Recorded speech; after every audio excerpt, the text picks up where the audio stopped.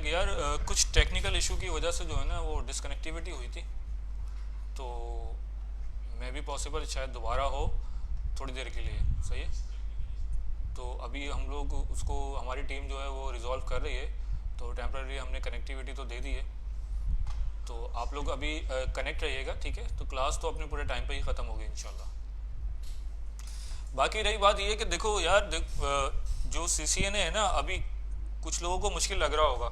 और यही वजह होती है कि जो स्टूडेंट्स होते हैं वो शौक में ना सीसीएनए करना है, एडमिशन तो ले लेते हैं, लेकिन जब कमांड लाइन पे काम करना पड़ता है ना तो फिर क्या होता है कि आधे गायब हो जाते हैं। सही है। तो हिम्मत नहीं हारनी आप लोगों ने, अगर आपने कंप्लीट करना है। सिस्को ने जो है ये सर्टिफिकेशन जो है ना हार्ड बनाई है, मतलब इसको इसकी वर्थ है, आपको पता है ना वर्ल्ड वाइड सिस्को की सर्टिफिकेशन की वर्थ। उसकी वर्थ की वजह क्या होती है? उसकी वर्थ की दो तीन रीज़न है। एक तो ये कि आप लोगों को पता होगा कि इसकी फ़ीस ज़्यादा है, ठीक है। नॉर्मली जो फ़ीस है जितनी भी सर्टिफिकेशन है, अगर मैं हुआवे की बात करूं या किसी और की बात करूं, तो वो उसकी जो है वो कम पैसों में आप कर सकते थे। लेकिन सिस्को ने जो है ना इसकी $325 हमेशा हमेशा से रखी थी, ज़्यादा रखी थी। तो वो अब जाके इन्होंने कम की है और उसको इक्विवेलेंट लेके आए हैं $200 पे, जो कि बाकी जो भी वेंडर है उनकी भी सर्टिफिकेशन इतनी है। लेकिन इसकी वर्थ अभी भी उन्होंने रखी है क्योंकि पासिंग क्राइटेरिया जो है वो इन्होंने क्या रखा है, 80 अबव 80% है, मतलब 81% है। 1000 में से आपको 8 of 10 आपको मार्क्स चाहिए होंगे पास होने के लिए। जबकि आप माइक्रोसॉफ्ट की सर्टिफिकेशन करते हैं तो 60% पासिंग मार्क्स हैं, अगर आप हुआवे की करें 60% पासिंग मार्क्स हैं। तो उसकी वजह यही है कि सिस्को चाहता है कि उसके जो इंजीनियर्स मार्केट में आए, क्योंकि उसके पास मार्केट कैप्चर 70% है। तो वो चाहता है कि उसके इंजीनियर जब मार्केट में आए तो वो ऐसे ही उठ के नहीं आ जाए, उनको वाकई में काम आता हो। तो जब भी आप जॉब लेने के लिए कहीं जाओगे और सीसीएनए की आप सर्टिफिकेशन रखोगे टेबल पे, तो आपको हमेशा से जो है वो किसी भी वेंडर से जो है ज़्यादा क्या प्रेफरेंस दी जाएगी, क्योंकि उनको पता है कि ये जो है ना भट्टी में कुंदन बन के आया है। सही। तो एससीएनए आपने ये सीसीएनए कर लिया तो एससीएनए और सारी सर्टिफिकेशन करना आपको बड़ा बहुत आसान लगेगा, क्योंकि हम लोग जो इसमें कवर करते हैं वो टेक्नोलॉजी कवर कर रहे होते हैं। और तीसरी बात ये कि प्रैक्टिस करनी पड़ेगी आपको। सही है। तो अभी हो सकता है आप लोगों को ये मुश्किल लगे, लेकिन जब आप इसके लैब करोगे, कुछ स्टूडेंट्स कह रहे थे कि सर थ्योरी छोड़े लैब करवाएं, तो भाई ये लैब ही तो करवा रहा हूँ मैं आपको। सही है। तो आप जब लैब की प्रैक्टिस करोगे तो आपको आसान लगने लगेगा। सही है। तो फिर हम लोग वहीं से कंटिन्यू करते हैं जहाँ से हम लोगों ने इसको छोड़ा था।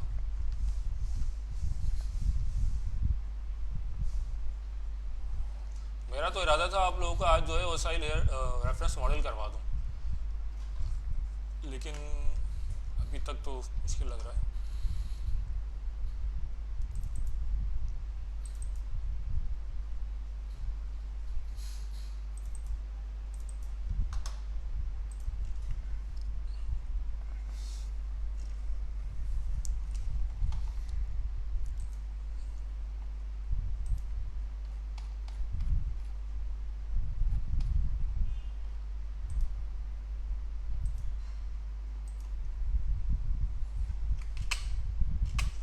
अब हमने जो पासवर्ड लगाए थे वो सारे पासवर्ड वगैरह जो है ना वो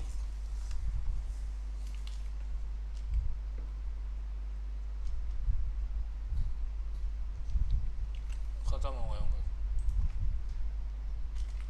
I can learn to understand you much better if I can.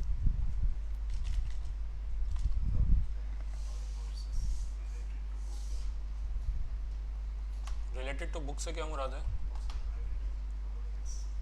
जी, हम लोग जो भी चीज़ें पढ़ रहे हैं ये हम लोग जो है वो अपना जो कोर्स है उसी में से पढ़ रहे हैं, अलग से कोई चीज़ आपको नहीं पढ़ा रहा मैं। ठीक है। लेकिन आप लोग अगर डिटेल में पढ़ना चाहो तो आप लोग के पास जो आपका पोर्टल है वहाँ पे जो है वो बहुत सारी चीज़ें मौजूद हैं।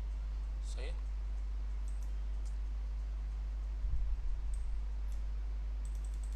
आप डिटेल में पढ़ सकते हो वहाँ से।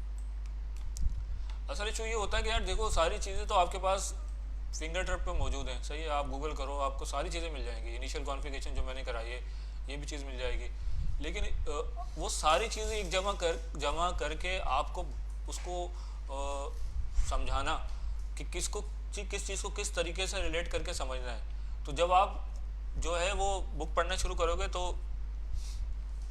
आपको चीज़ें हो सकता है कुछ चीज़ें समझ ना आए, तो हमारी कोशिश यहाँ पे ये होती है, ट्रेनिंग करने का मकसद ये होता है कि वो चीज़ें आप लोगों को कॉन्सेप्ट क्लियर किए जाएँ ताकि फिर आप जो है वो एडवांस लेवल पे जा सकें। तो यहाँ पे क्या हम लोग आए थे स्विच के अंदर, ठीक है, तो यहाँ पे सेव नहीं था तो ये उड़ गया सब। मैं इसको दोबारा से कुछ कॉन्फ़िगरेशन कर लेता हूँ। होस्ट नेम SW1, ठीक है,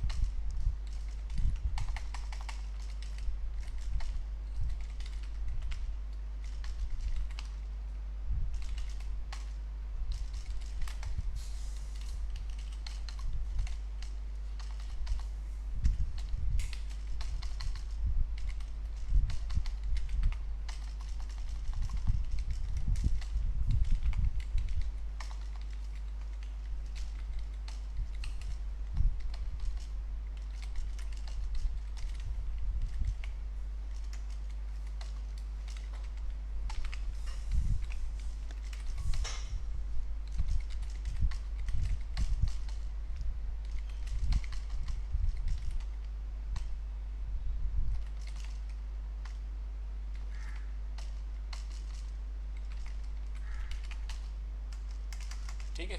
तो ये जो कॉन्फ़िगरेशन मैंने आपको करवाई थी सारी, वो थोड़ी सी मैंने कॉन्फ़िगरेशन दोबारा से कर ली है, ठीक है। यहाँ पे क्या क्या दिया है अगर मैं देखूँ स्टार्टअप कॉन्फ़िगरेशन के अंदर, तो रनिंग कॉन्फ़िगरेशन के अंदर अगर मैं देखूँ तो मैंने होस्ट नेम अपना रखा हुआ है, ठीक है।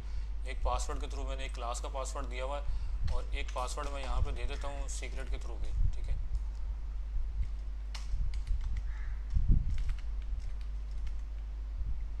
CCN, ठीक है। अब मेरा आपको बताने का मकसद ये था कि अगर मैं यहाँ पे शो रनिंग कॉन्फ़िगरेशन करूँ तो यहाँ पे देखो सारी कॉन्फ़िगरेशन नज़र आ रही है मुझे। तो समटाइम्स ऐसा होता है कि आपकी रनिंग कॉन्फ़िगरेशन आप जो है वो क्या करते हैं, सेव भी कर लेते हैं कहीं USB में, कहीं ले लेते हैं, ठीक है, और जो है पॉसिबल है। तो यहाँ पे कैमरा भी फ्रंट पे लगा हुआ है मेरा, अगर यही कैमरा अगर बैक पे लगा हुआ हो, ठीक है, या बैक पे जो है कोई अनऑथराइज्ड पर्सन जो है गुजर रहा हो और वहाँ पे मैं कॉन्फ़िगरेशन करूँ या मैं शो रनिंग कॉन्फ़िगरेशन करूँ, तो ये सारे पासवर्ड मेरे पास क्या हुआ है, विजिबल है, क्लियर फॉर्मेट में दिख रहा है मुझे, ठीक है।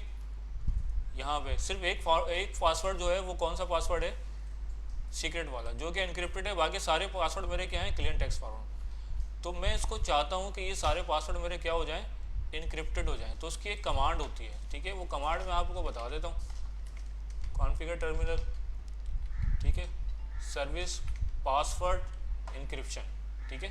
सर्विस पासवर्ड इंक्रिप्शन की जब आप कमांड चलाते हो तो ये क्या करता है, रनिंग कॉन्फ़िगरेशन के जितनी भी आपके पासवर्ड है उन सबको, और आने वाले जो पासवर्ड आप सेव करोगे नेक्स्ट भी, उन सबको क्या कर देगा, इनक्रिप्ट कर देगा। तो ये कमांड आप कॉन्फ़िगर टर्मिनल में आएंगे ग्लोबल कॉन्फ़िगरेशन मोड में, और यहाँ पे आप कमांड कौन सी टाइप करेंगे, service dash password dash encryption, ठीक है। तो ये कमांड जब आप टाइप कर दोगे, बस एक ही कमांड है, सही। एक कमांड देने के बाद जब आप यहाँ पे एग्जिट करके शो रनिंग कॉन्फ़िग करोगे, ठीक है, तो अगर आप देखो तो अब इसने क्या किया, जितने मेरी कॉन्फ़िगरेशन पे पासवर्ड थे उन सबको क्या कर दिया, इनक्रिप्ट कर दिया, ठीक है। तो यहाँ पे जो पासवर्ड लिखा हुआ था मेरा, सिस्को क्लास लिखा हुआ था, उसको भी कर दिया इन्होंने, और यहाँ पे जो लाइन कंसोल के पासवर्ड लगाए थे उसको भी सबको क्या कर दिया, इनक्रिप्ट कर दिया। क्लियर है। तो सर्विस पासवर्ड इंक्रिप्शन की कमांड क्या करती है, आपके पासवर्ड जो रनिंग कॉन्फ़िगरेशन पे होते हैं उन सबको क्या कर देती है, इनक्रिप्ट कर देती है, ठीक है। To encrypt all plain text password use the service password encryption global configuration command, ठीक है।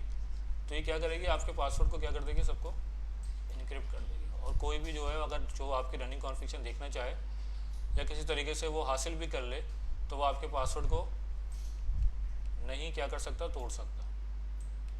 क्लियर है। अच्छा, किसी ने मुझसे पूछा था कि सर जो मैक एड्रेस है, मेरे ध्यान में सवाल आया, मैक एड्रेस आपने बताया था कि ये जो है वो चेंजेबल नहीं होता और यूनिक होता है। तो बिल्कुल ठीक बात है, मैक एड्रेस जो है आपका चेंजेबल नहीं होता और उसको चेंज किया जा सकता है, ठीक है, ऐसी बात नहीं है, मैक एड्रेस को चेंज किया जा सकता है। अगर उसकी लैब टाइम मिल गया तो मैं आपको लैब भी करवा दूंगा कि किस तरीके से मैक एड्रेस को चेंज कर सकते हैं। लेकिन मैक एड्रेस को चेंज करना क्या होता है, इलीगल होता है, सही। तो ये क्या है, इलीगल एक्टिविटी है। क्लियर है। अब उसके बाद हमारे पास नेक्स्ट कमांड आती है बैनर मैसेज। हम चाहते हैं कि हमारा जो है वो बैनर लग जाए, ठीक है। बैनर का क्या मतलब है कि जब जिस तरीके से आप ये देख रहे होते हो ना कि कोई रोड पे जा रहे हो तो वहाँ पे कहीं कैमरे लगे हों, तो कैमरे तो लगे होते हैं, सही है, और वो आप पे क्या कर रहे होते हैं, व्यू भी कर रहे होते हैं। लेकिन होता क्या है कि वहाँ पे एक बोर्ड भी लगा हुआ होता है। वो बोर्ड उस पर बोर्ड पे क्या लिखा हुआ होता है, वार्निंग लिखी हुई होती है कि खबरदार कैमरे की आंख आपको देख रही है, ऐसे ही होता है। तो उसका मतलब क्या होता है, वो सिर्फ आपको वार्न करने के लिए होता है, सही है। उनको पता है कि इस वार्निंग से जो है आप अगर कोई काम करने के लिए आओ तो वो काम तो आप करोगे, लेकिन ये इसका मतलब क्या है कि आपको वार्न करना है कि आप अगर कोई काम करना चाहते हैं, कोई इलीगल एक्टिविटी करना चाहते हैं, तो ये आपके लिए वार्निंग है कि ये जो है कैमरेज लगे हुए हैं और ये आपको मॉनिटर कर रहा है, ठीक है। तो इसी तरीके से जब आप किसी डिवाइस पर बैनर लगाते हैं तो वो एक वार्निंग मैसेज होता है जो कि अनऑथराइज पर्सनस को बताने के लिए, या कोई भी मैसेज आप बैनर का मैसेज आपको डिस्प्ले करने के लिए आप यूज़ कर सकते हैं जो आप किसी को वार्न करता है। असल में हुआ ये था कि हिस्ट्री में एक हैकर था, उसने सबसे पहले क्या किया था, किसी डिवाइस को हैक किया था, ठीक है। तो वहाँ पे जो है कोई वार्निंग नहीं थी, तो उसने उसको हैक कर लिया, तो उसको गिरफ्तार किया गया और जब उसको पेश किया गया अदालत में तो उसने ये कहा कि भाई मुझे नहीं पता था कि इस डिवाइस को हैक करना जो है वो इलीगल है, क्योंकि मुझे कोई वार्निंग नहीं दी गई थी, सही है, तो मैंने इसको एक्सेस कर लिया। तो उसको उस बिहाफ पे क्या कह रहा था, उसको अदालत ने छोड़ दिया था, ठीक है। तो सिर्फ इस वार्निंग का मतलब ये होता है कि जब आपके ऊपर आपने किसी को बता भी दिया कि इस डिवाइस को एक्सेस करना जो है वो इलीगल है और उसके बाद भी कोई एक्सेस करे तो फिर आप उसको क्या कर सकते हैं, क्लेम कर सकते हैं, ठीक है। तो ये इशू होता है। तो हम देखते हैं कि ये बैनर हम लोग किस तरीके से लगाते हैं डिवाइस के ऊपर। तो फिर हम चलते हैं अपनी डिवाइस के ऊपर, ठीक है। अगर इस तरीके से आपके पास लुकअप डोमेन सर्वर की कोई आ जाए ट्रांसलेटिंग, ये क्यों आता है मैं आपको बाद में बताऊंगा जब हम डीएनएस पढ़ेंगे, ठीक है। तो ये काफ़ी देर तक लुकअप चेक कर रहा होता है, तो यहाँ पे बाज़ दफ़ा फंस जाता है। तो यहाँ पे आप इसको रिजॉल्व करने के लिए Ctrl+Shift+6 की दबाएंगे तो ये इससे बाहर आ जाएगा, ठीक है। तो इससे परेशान मत होइएगा। तो configure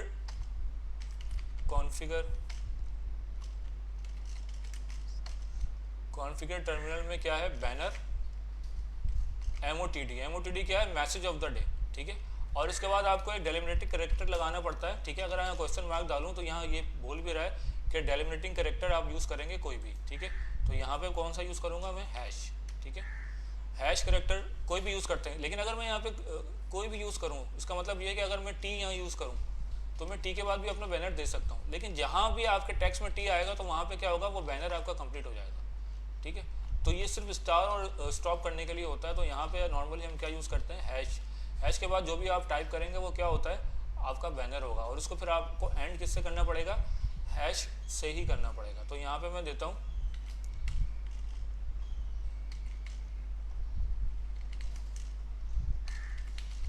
authorise persons allowed only, ठीक है। तो यहाँ पे मैंने क्या किया, एक मैसेज दे दिया और उसको मैंने हैश से क्या कर दिया, कंप्लीट कर दिया। तो बैनर की command, banner global configuration mode में आएंगे, दोबारा सुन लें, ग्लोबल कॉन्फ़िगरेशन मोड में आएंगे, ठीक है। उसके बाद आप लिखेंगे banner message of the day MOTD, उसके बाद आपका डेलिमिनेटिंग कैरेक्टर होगा जो कि हमने हैश यूज़ किया है, स्टार्ट और स्टॉप में लगेगा ये, और उसके बीच में जो आपका मैसेज होगा वो क्या कहलाएगा, आपका बैनर कहलाएगा, ठीक है। क्लियर है। दोबारा बता दूं कि आप किस में जाएंगे, पहले ग्लोबल कॉन्फ़िगरेशन मोड में, यहाँ पे कमांड बैनर की है, बैनर की कमांड के बाद MOTD message of the day, उसके बाद 2 डेलिमिनेटिंग कैरेक्टर आपके हैश मैंने यूज़ किया आएंगे, और उसके बीच में आपका क्या आएगा, बैनर आएगा, ठीक है। तो यहाँ पे अब इसको मुझे चेक करना है, एग्जिट करूँगा और मैं एग्जिट करूँगा, ठीक है। तो जैसे ही मैंने इसको एक्सेस करने की कोशिश की तो देखो यहाँ पे ये बैनर शो हो गया, ठीक है। और बैनर में वही जो है वो सेंटेंस लिखा हुआ है जिसको मैंने बैनर में दिया था। तो ये बता रहा है कि आपका authorise person allowed only. Clear है। तो इस तरीके से आप बैनर दे सकते हैं।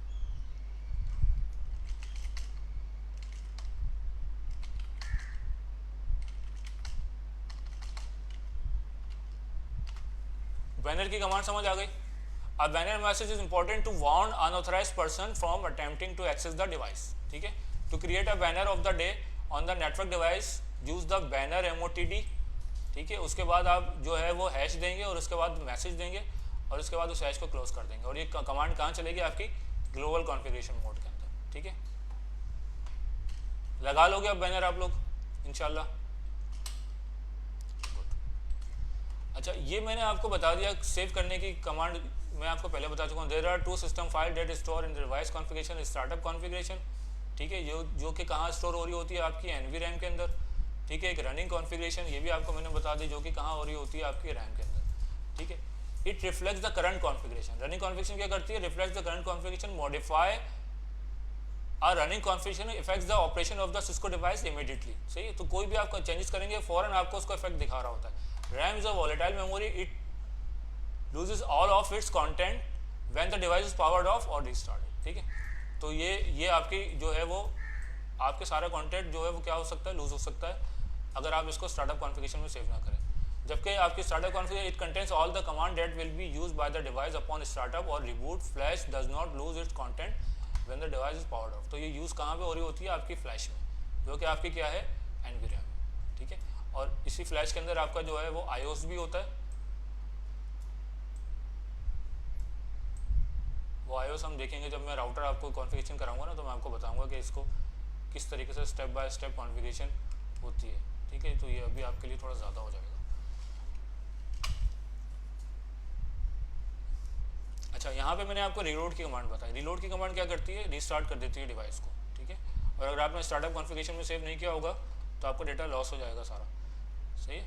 लेकिन रीलोड की कमांड का एक और इम्पैक्ट भी होता है कि अगर आप जो है वो ऑफलाइन चले जाएंगे, सही है, तो जब तक कि वो डिवाइस दोबारा से ऑन होकर नहीं आएगी, आपके जितने भी यूज़र्स होंगे उनके लिए नेटवर्क क्या हो जाएगा, अनअवेलेबल। तो ये एक इंपॉर्टेंट चीज़ है रीलोड की कमांड आपके चलाते हुए कि आपके वो नेटवर्क तमाम यूज़र्स के लिए अनअवेलेबल हो जाएगा, ठीक है। स्टार्टअप कॉन्फ़िगरेशन को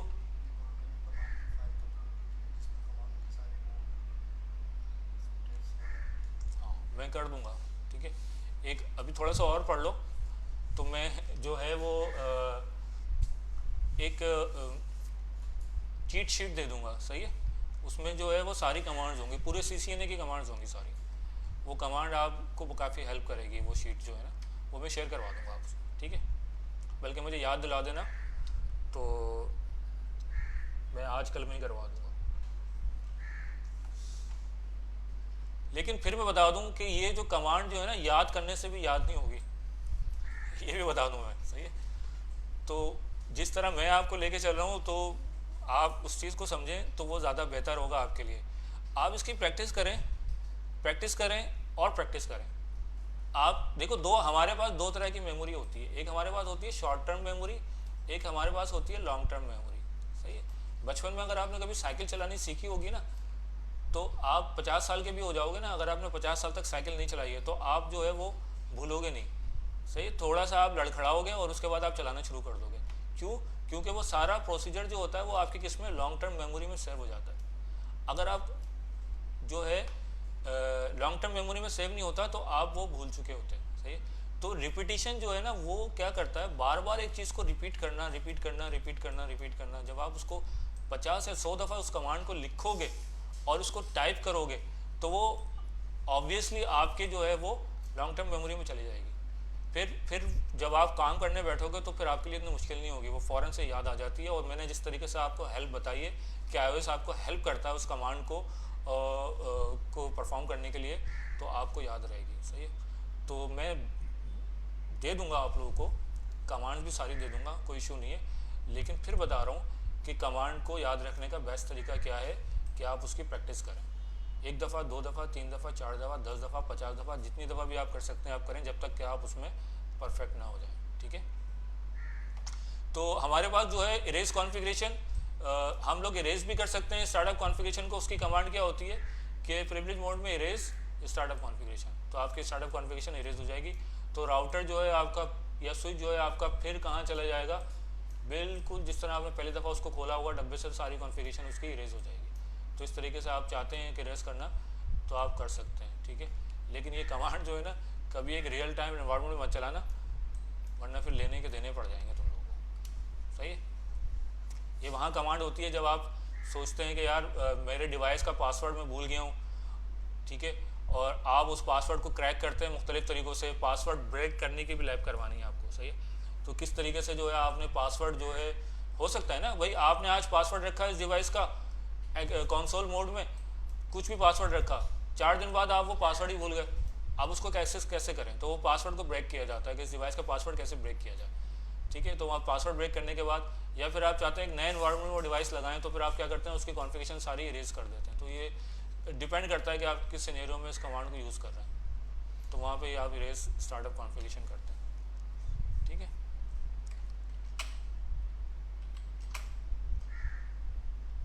कितना टाइम है?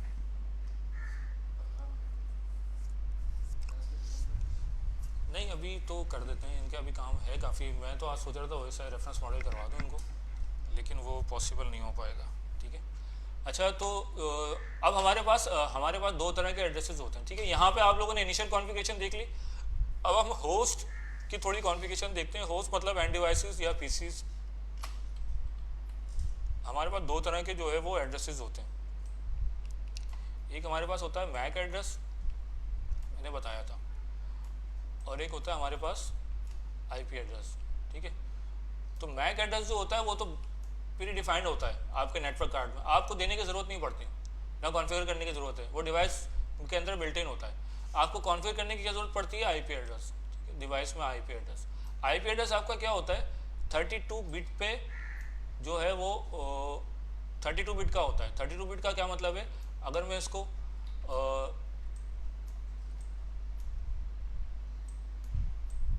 इस तरीके से, बिट्स होती है ना 0 1 की, तो एक बिट जो होती है वो कितने होती है 8। इसमें 4 ऑक्टेट्स होते हैं, 1 2 3 4, और एक ऑक्टेट जो होता है वो कितने बिट होता है 8, सही है। दूसरा भी क्या होगा 8, तीसरा भी क्या होगा 8, फोर्थ भी क्या होगा 8। तो इनको सबको प्लस करोगे तो आंसर क्या आएगा 32। 8 कैसे होगा? और 8 का मतलब क्या है कि अगर ये स्टार्ट होगा मिनिमम क्या होगा 0,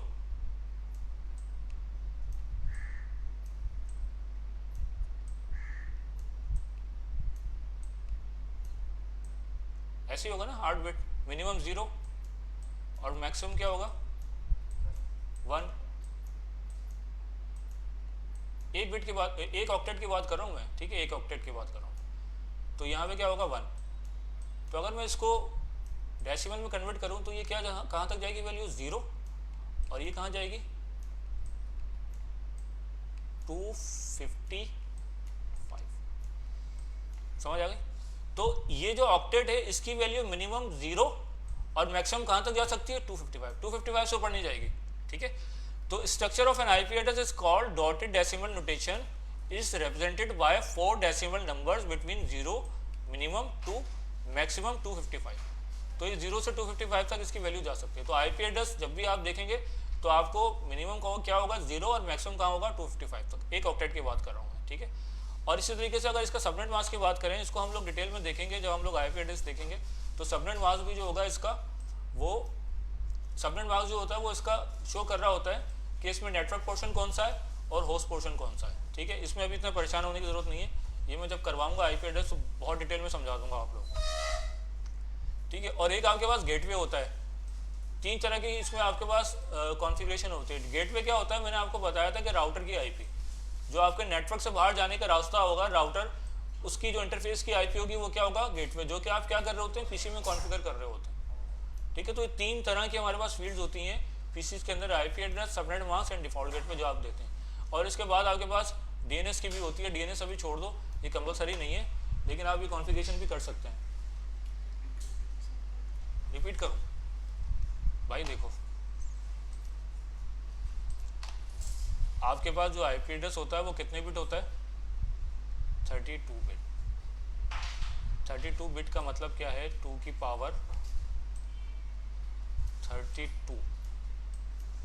इसका जो भी आंसर आएगा 4.3 बिलियन के करीब आएगा, सही। ये आपके पास पॉसिबल आईपीज़ हैं जो आपके इंटरनेट पे चल रही हैं आईपी वर्जन 4 के अंदर, 4.3 बिलियन आईपीज़, सही। यही आईपीज़ यूज़ हो रही होती हैं आपके तमाम नेटवर्क के अंदर, सही।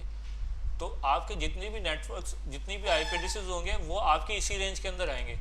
अब 2 की पावर 32 को किस तरीके से डिवाइड किया हुआ है कि 4 डेसिमल नोटेशन है, सही है, 1 2 3 और 4, और हर ऑक्टेट के अंदर कितनी बिट्स हैं, 8, सही है। इसी तरीके से होगा, एक ऑक्टेट में 8 बिट्स होंगी, दूसरे ऑक्टेट में 8 बिट्स होंगी, तीसरे ऑक्टेट्स में 8 बिट्स होंगी, और इसी तरह चौथे ऑक्टेट्स में भी अगर 8 बिट्स होंगी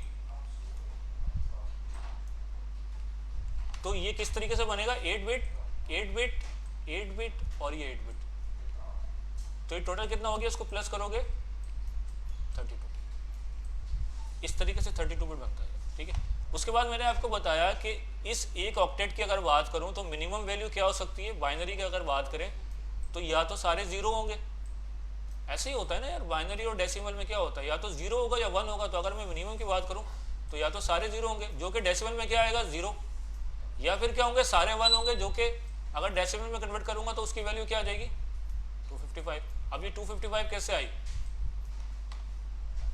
इन सब की वैल्यू को प्लस कर लेना, वो एक हर एक की एक वैल्यू होती है, 128 plus 64 plus 32 plus 16 plus 8 plus 4 plus 2 plus 1, ऐसे होता है ना, 1 1 1 1 1 1 1, ये डेसिमल वैल्यू होती है।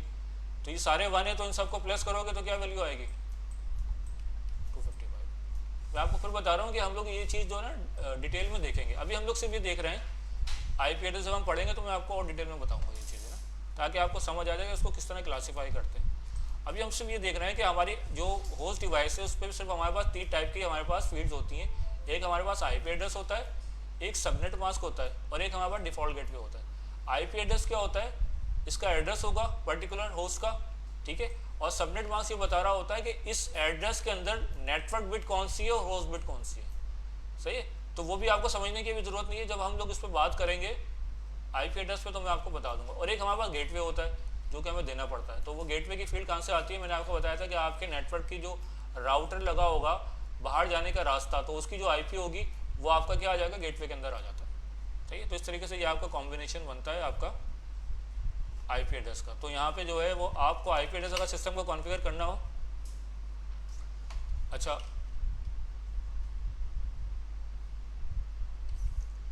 IP वर्जन 6, आपके पास 2 तरह के IP एड्रेसेस होते हैं, एक IP वर्जन 4 और एक IP वर्जन 6 जो कि आपके नेटवर्क में यूज़ हो रहे होते हैं। IP वर्जन 4 जो है वो 32 बिट होता है, और IP वर्जन 6 जो है वो 128 बिट होता है,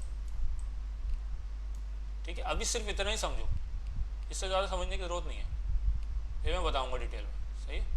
IP वर्जन 6 128 बिट होता है और IP वर्जन 4 32 बिट होता है। तो IP वर्जन 6 जो है वो इस तरीके से हेक्साडेसिमल के अंदर हम लोग जो है वो इसको रिप्रेजेंट करते हैं, और उसको किस में करते हैं, डेसिमल में। असल में डेसिमल और हेक्साडेसिमल क्यों करते हैं, उसकी वजह ये होती है कि देखो कंप्यूटर जो होता है ना वो सिर्फ 0 और 1 समझता है, वो बाइनरी समझता है।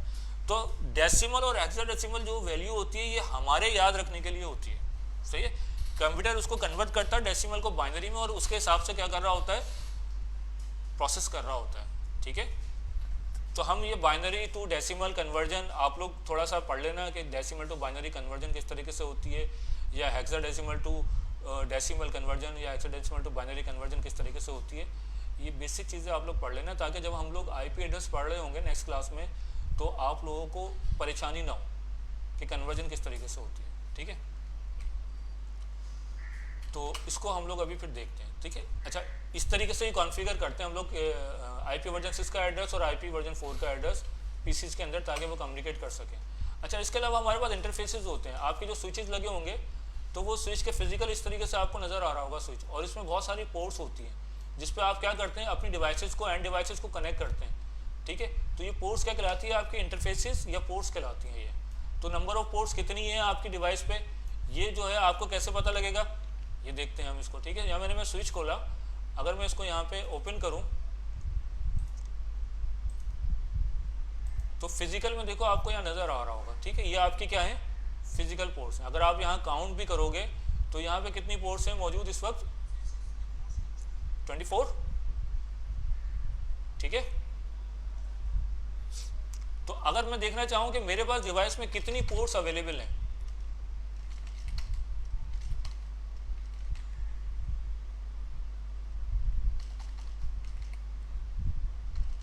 पासवर्ड था।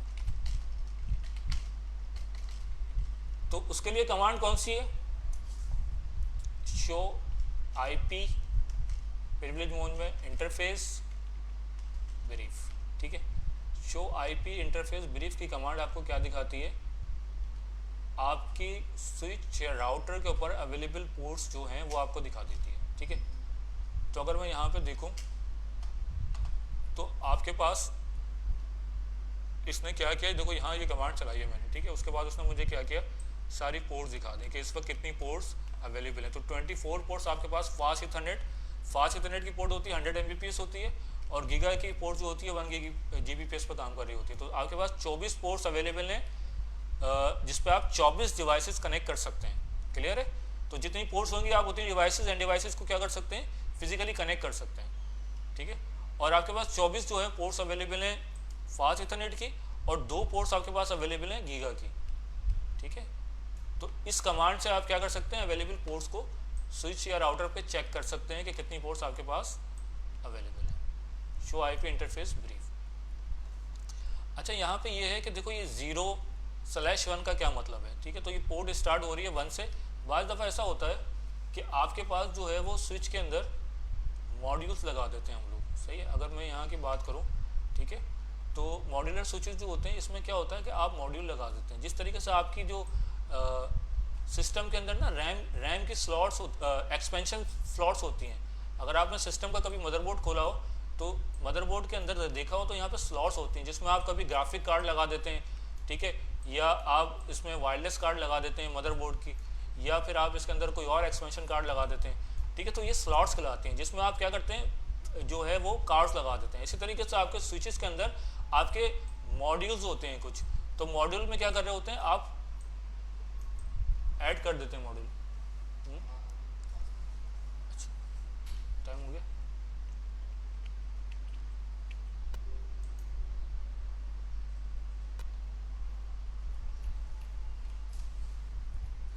अजान हो रही है, अभी 2 मिनट का ज़रा ब्रेक ले लेते हैं, ठीक है।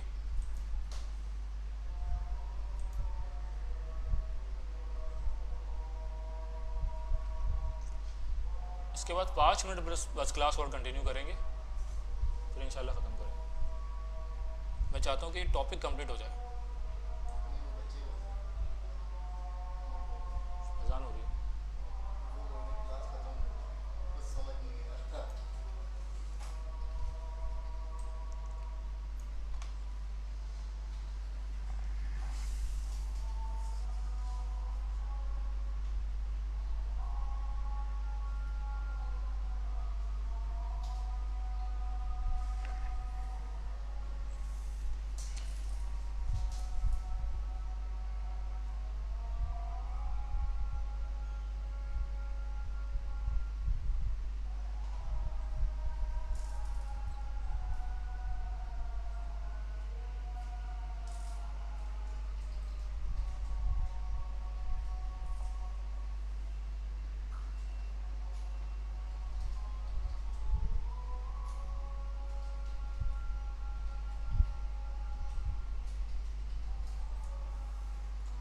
चलो ठीक है, थोड़ी सी बात कर लेते हैं उनसे।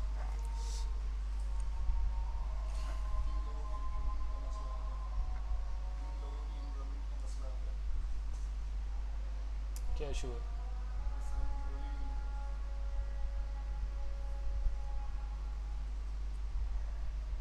फर्स्ट असाइनमेंट सबमिट करवाया था नेटवर्क वाला।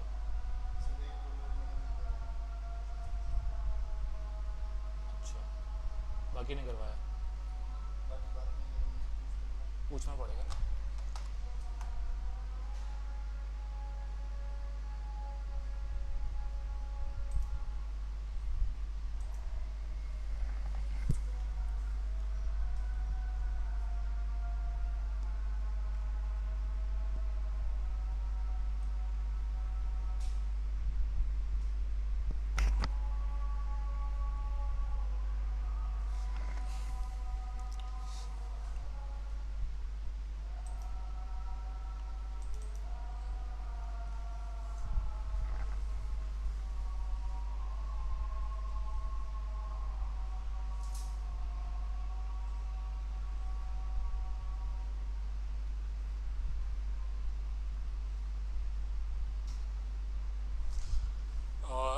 GUI का स्टैंड होता है ग्राफिकल यूज़र इंटरफेस, ठीक है, और CLI कमांड लाइन इंटरफेस, ठीक है। IP वर्जन 6 हम लोग यूज़ कहाँ करते हैं, IP वर्जन 6 हम लोग जो है वो जब पढ़ेंगे तो मैं डिटेल में बता दूंगा कि IP वर्जन 6 कहाँ यूज़ हो रहा होता है, ठीक है।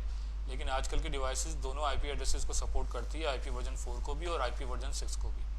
अभी हम लोग का सिर्फ देखने का मकसद ये था कि होस्ट में जो है वो कौन कौन सी फील्ड्स होती हैं जहाँ पे हम लोग IP एड्रेस सबनेट मास्क वगैरह दे रहे होते हैं, ठीक है। आज की क्लास हम लोग खैर यहाँ पे एंड कर देते हैं, तो इंशाल्लाह नेक्स्ट क्लास से हम लोग इसको थोड़ा रह गया इसको कंप्लीट भी करेंगे। लेकिन मैं फिर आप लोगों को एक चीज़ बता दूँ कि आप लोगों को प्रैक्टिस करनी है सारी जो मैंने कमांड्स आपको बताई है, ठीक है, ये आप प्रैक्टिस करेंगे क्योंकि मेरी कोशिश है कि मैं आपको मैक्सिमम प्रैक्टिकल करवा सकूँ। देखो थ्योरी जो है वो ज़रूरी है, लेकिन प्रैक्टिकल जो है वो उससे भी ज़्यादा ज़रूरी है। और अगर CCNA की बात करें तो CCNA में जो है वो जितना ही थ्योरी इम्पॉर्टेंट है उससे ज़्यादा प्रैक्टिकल इम्पॉर्टेंट है, सही है।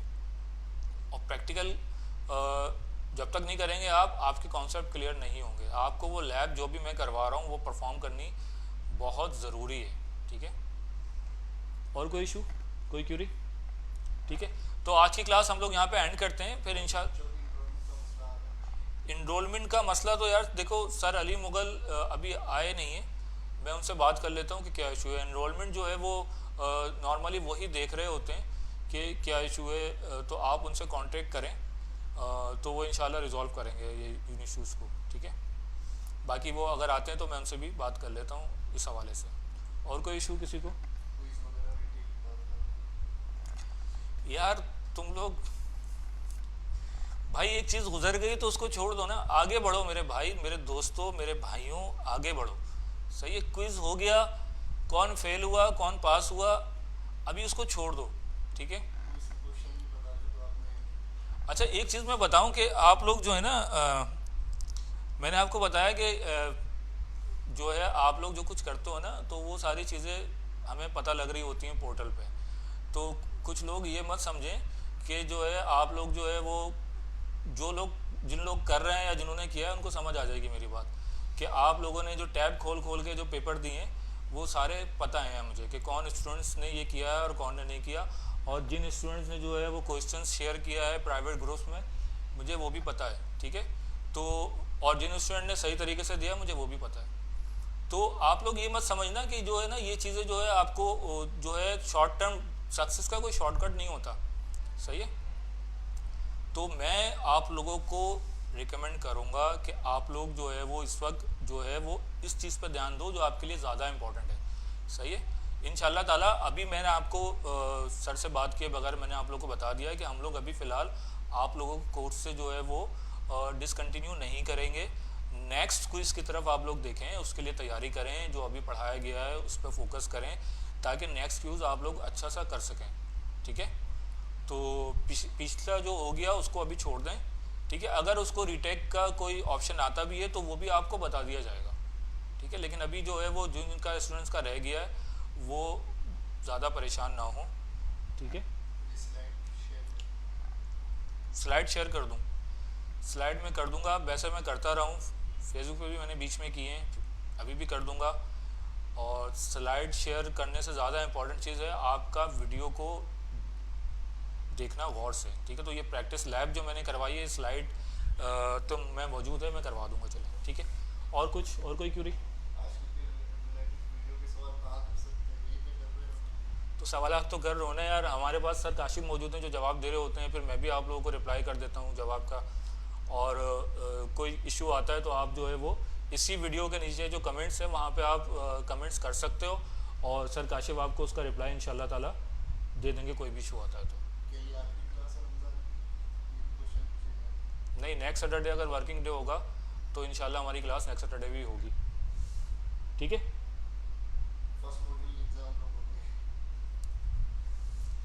फर्स्ट मॉड्यूल के एग्ज़ाम फर्स्ट मॉड्यूल कंप्लीट होने के बाद होंगे, अभी फर्स्ट मॉड्यूल आपका कंप्लीट नहीं हुआ है। और कोई क्यूरी, कोई और? क्लियर है? चलें फिर इंशाल्लाह आज की क्लास एंड करते हैं, आपसे फिर नेक्स्ट क्लास में जो है वो मुलाकात होगी। अल्लाह हाफिज़, टेक केयर।